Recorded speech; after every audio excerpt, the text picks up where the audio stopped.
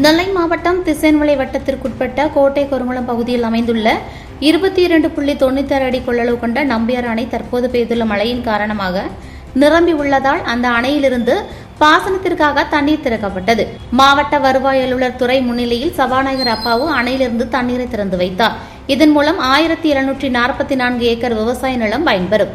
இதனைத் தொடர்ந்து சபாநாயகர் அப்பாவு செய்தியாளர்களிடம் பேசினார். இந்நிகழ்ச்சியில் நெல்லை கிழக்கு மாவட்ட திமுக பொறுப்பாளர் கிரகாம்பல், மாவட்ட ஊராட்சி தலைவர் VSR ஜெகதீஷ், திமுக ஒன்றிய செயலாளர்கள் ஜோசப் பல்சி, ஆரோக்கிய எட்வின் மற்றும் நீர்வளத்துறை அதிகாரிகள் பலரும் கலந்து கொண்டனர்.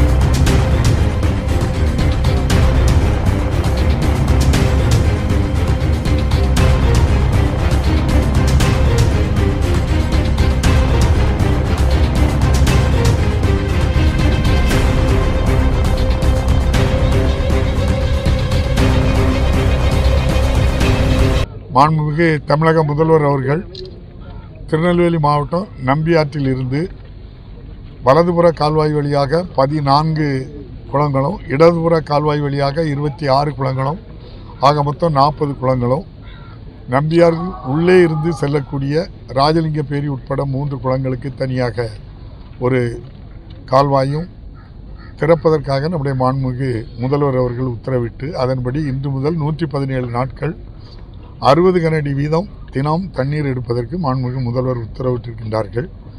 இந்த 40 குளங்களையுமே முழுமையாக பெருக்கி தருவதற்கு நீர்வளத்துறை அதிகாரிகள், கண்காணிப்பு பொறியாளர், செயற்பொறியாளர், உதவி செயற்பொறியாளர், அதுபோல உதவி பொறியாளர் உட்பட அனைவருமே மிகவும் கவனத்தோடும், அது மட்டும் இல்லை, இரவு பகலாக கண்காணித்து தண்ணியை வழங்கி கொண்டிருக்கின்றார்கள்.